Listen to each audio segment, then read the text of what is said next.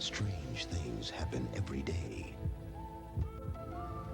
Events that demand investigation.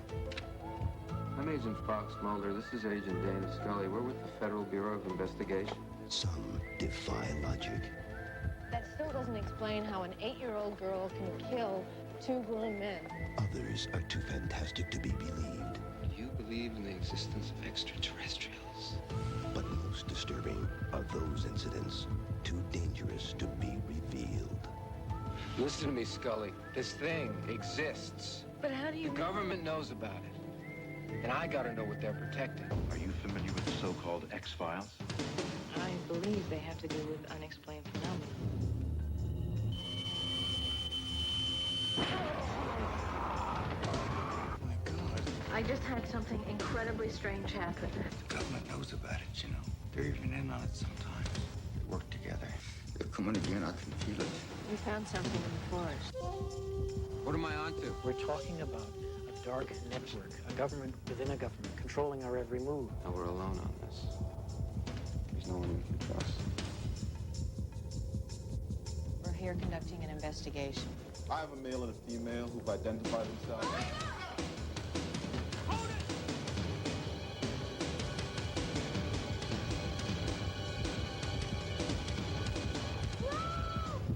Experience the X-Files.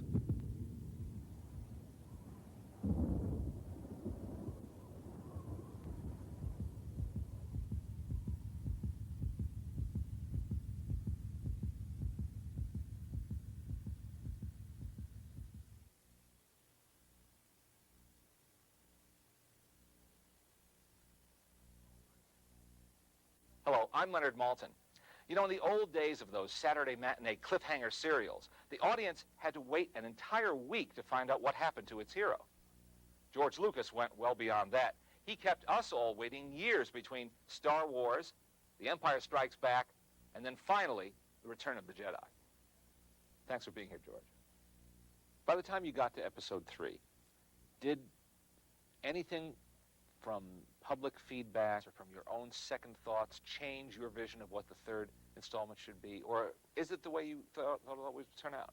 No, it's pretty much the way it was always thought to come out. I mean, I had to make certain changes to things because in the original screenplay, the Ewoks were Wookiees, and Chewbacca really wasn't the co-pilot. So, and so when I did the first film, I loved the Wookiee so much, I said, well, I got to get a Wookiee in here, even though, because those may never get done. So I took the Wookiee out of the battles and made him the co-pilot. Because originally they were sort of a primitive race of people who couldn't fly or couldn't do anything, and because that was the whole point.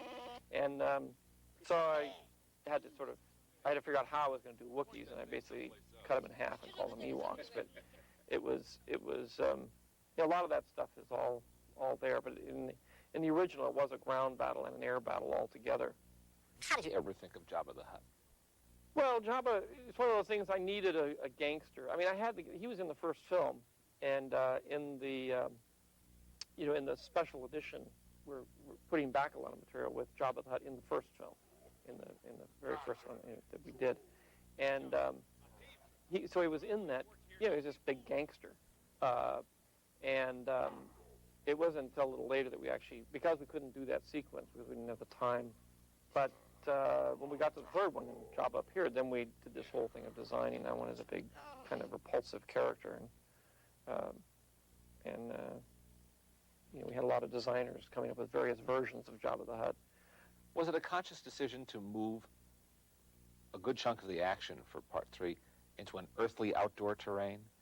It's so different from anything you see in the first 2 films.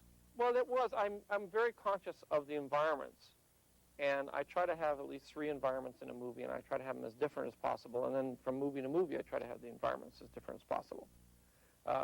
You know, in the first movie, we were on a sand thing. It was all kind of a brown color, and so then on the second one, I put in the snow, and it was all kind of white. And then I did the green, you know, swampy kind of thing. And the third one, you know, I mean, what can you do in terms of environment? You have to shoot it somewhere on this earth. Unfortunately, we can't go somewhere else. So, you know, a forest was really about the only thing I had left. And originally, even with the Wookiees, the Wookiees lived in a forest environment. They lived in the same kind of tree houses, and did that. You know, they were sort of Earth people. There's a whole motif of like Luke's planet. Everybody is brown. There's lots of browns and earth tones. Everything is earth tones and light tan and light brown, flesh color. You know, it's all very warm tones. And then when you go to the Death Star, it's all black and white. Everything is black and white all the time. I mean, it's all very harsh and contrasty in black and white. And I use that a lot. And so in the large arc, it was the same way. You know, it was, you know, where the Wookiees lived, it was all sort of green and brown. You know, I added that in. It sort of was a motif that went from, you know, sort of a tan brown to a green brown. And so that sort of still exists in the actual film. There's a whole color and environment motif that goes through, and the good guys are all the earth colors, and the bad guys are all colorless. Your many, many fans, and there are many avid fans, as you know, of the Star Wars trilogy, are wondering about the next 3 films, and why is it taking so long? Why does it take so long, and how long will it take? Well, I'm working on the next 3 films, and I am in the process of writing the 3 screenplays now, and it takes a while to write the screenplays. To write the first Star Wars took me about 2 years, so I'm writing 3 scripts at once. It won't take that long, but it takes a long time to prep them, and hopefully we'll have one finished for 98. If not, it'll be 99. But we're doing all 3 at once. I'm writing all 3 at once. And the first 3 are based on the backstory that relates to where everybody came from, how they got there, what their relationships are. Has this backstory been in your head all along from the inception? Or? Yeah. I mean, I had to do the backstory in order to write the first 3. I had to know where Darth Vader came from. I had to know what his relationship to Luke was. I had to know how Ben Kenobi figured in all of this. You know, and I had to realize that I had to understand that there were twins, and the whole arc of the story in the 3 that are out there now is really the redemption of Anakin Skywalker.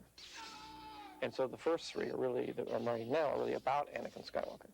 So now you have a redemption of somebody you don't really even know. He's just always in a black suit. But you don't know how he fell from grace and the trauma that went through to get him to there, and then his son brings him back.